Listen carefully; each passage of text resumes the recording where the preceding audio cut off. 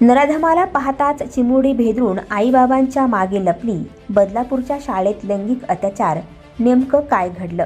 बदलापूरमध्ये पुन्हा एकदा शाळेतील लहान मुलीवर लैंगिक अत्याचार झाल्याचा संतापजनक प्रकार उघडकीस आला आहे. एका 4 वर्षाच्या मुलीसोबत शाळेच्या बसमध्ये हे कृत्य घडले. बदलापूर पश्चिमेला असणाऱ्या नामांकित खाजगी शाळेत हा प्रकार घडला आहे. या प्रकरणी पोलिसांनी आरोपी वाहन चालकाला ताब्यात घेतले असून त्याच्यावर गुन्हा दाखल करण्यात आला आहे.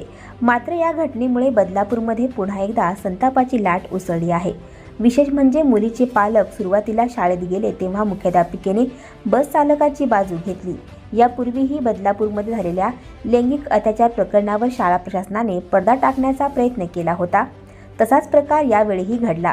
शाळेच्या मुख्याध्यापिकेने दाद न दिल्यामुळे पालकांनी पोलिसांकडे धाव घेतली. त्यानंतर पोलिसांनी गुन्हा दाखल करून चालकाला अटक केली. प्राथमिक माहितीनुसार ज्या लहान मुलीसोबत चालकाने दुष्कृत्य केले ती नर्सरीत शिकत होती. मुलीचे पालक तिला घेऊन शाळेत गेले त्यावेळी मुख्याध्यापिकेने बस ड्रायव्हरला शाळेत बोलावून घेतले. बस चालक शाळेत आल्यानंतर मुख्याध्यापिकांच्या कॅबिनमध्ये शिरला तेव्हा तिथे असलेली 4 वर्षाची चिमुरडी घाबरली.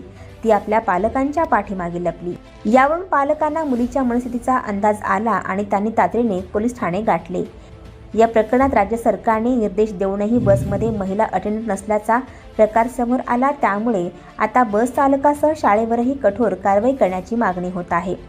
बदलापूर पश्चिमेकडील एका खाजगी शाळेत 4 वर्षाची चिमुकली शिकत होती. ती नेहमीप्रमाणे दुपारी 12:30 वाजेपर्यंत स्कूल व्हॅनमधून घरी न परतल्यामुळे तिच्या आईने व्हॅन चालकाकडे फोन करून विचारणा केली. त्यानंतर साधारण 1.5 तासानंतर चिमुकली घरी आली. ती अत्यंत भेदलेल्या अवस्थेत होती. तिच्या आईने तिच्याकडे विचारणा केली असता तिने घडलेला प्रकार आईला सांगितला. स्कूल बसच्या चालकाने आपल्या गुप्तांगाला हात लावल्याचे तिनं आपल्या आईला सांगितलं. त्यानंतर चिमुकलीच्या पालकांनी तात्काळ पोलीस स्टेशनमध्ये धाव घेतली. पोलिसांनी व्हॅन चालकाला अटक केली असून गुन्हा दाखल केलाय. दरम्यान हा प्रकार समजताच राष्ट्रवादी अजित पवार पक्षाच्या महिला कार्यकर्त्यांनी बदलापूर पश्चिमेकडील पोलीस स्टेशनमध्ये धाव घेतली. तसंच राष्ट्रवादीच्या संगीता चेंदवनकर यांनी स्कूल व्हॅनवर दगड भिरकावला.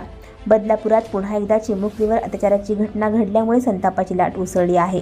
बदलापूर अत्याचार प्रकरणात तपास करण्यासाठी फॉरेन्सिक टीम आली होती. या टीमने स्कूल व्हॅनची तपासणी करून पुरावे गोळा केले आहेत. त्यामुळे आता या प्रकरणाच्या तपासात पुढे काय घडणार याकडे सर्वांच्या नजरा लागल्या आहेत.